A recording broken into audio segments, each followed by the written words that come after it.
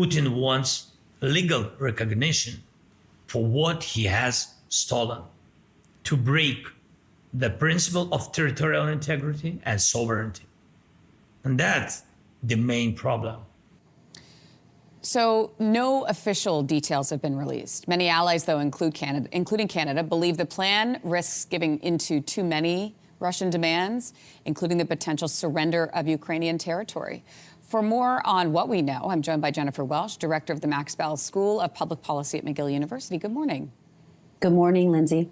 So I know nothing has been officially released, but what do we know at this point about the proposed peace plan?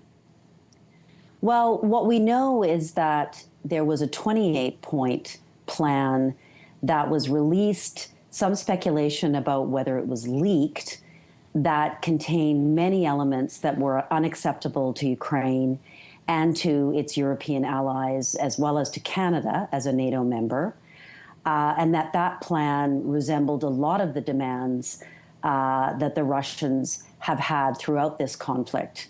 But since that plan has been made public, there have been huge efforts to try to restart discussions between the U.S. and Ukraine in particular to try to alter elements of that document.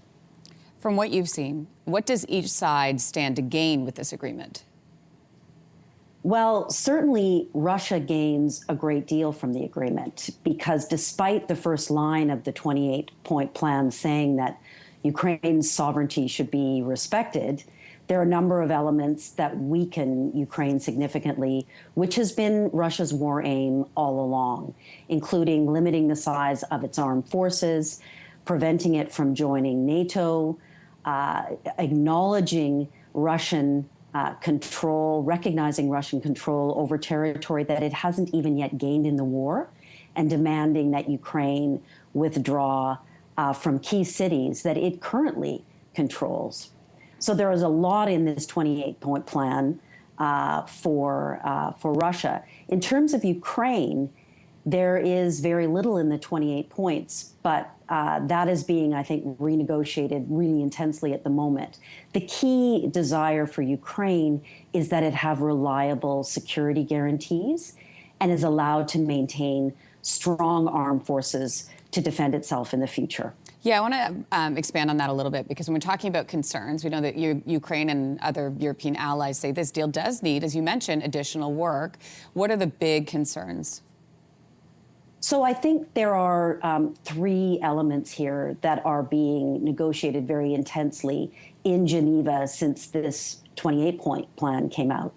The first will inevitably be around the status of this territory that the 28-point plan says should be recognized as de facto Russian.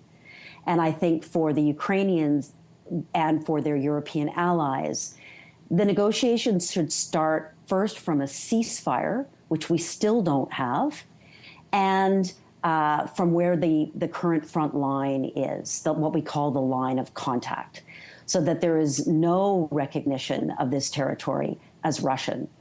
I think, secondly, what will be discussed are the security guarantees that Ukraine would have. At the moment in the 28-point plan, it says they will have reliable security guarantees, but there's no detail on what that means. And there's been Russian pushback on the idea that there should be any Western forces stationed in Ukraine. And I think there will be firm discussions around that, given that earlier we had proposals for there to be, for example, French and British troops as part of a peacekeeping or stabilization force in Ukraine. So that's the second piece. And then I think thirdly, there's a lot of detail in this 28-point plan about how Ukraine should be reconstructed after the war, with, frankly, in the earlier draft, eye-watering proposals for through which the United States would stand to gain a lot of profit, not much around how Ukraine needs to be rebuilt. And I think there'll be discussion around the use of frozen Russian assets and how they should be properly used for Ukraine's reconstruction. Jennifer Welsh, we appreciate your time and your thoughts on this morning. Thank you. Pleasure. Thank you.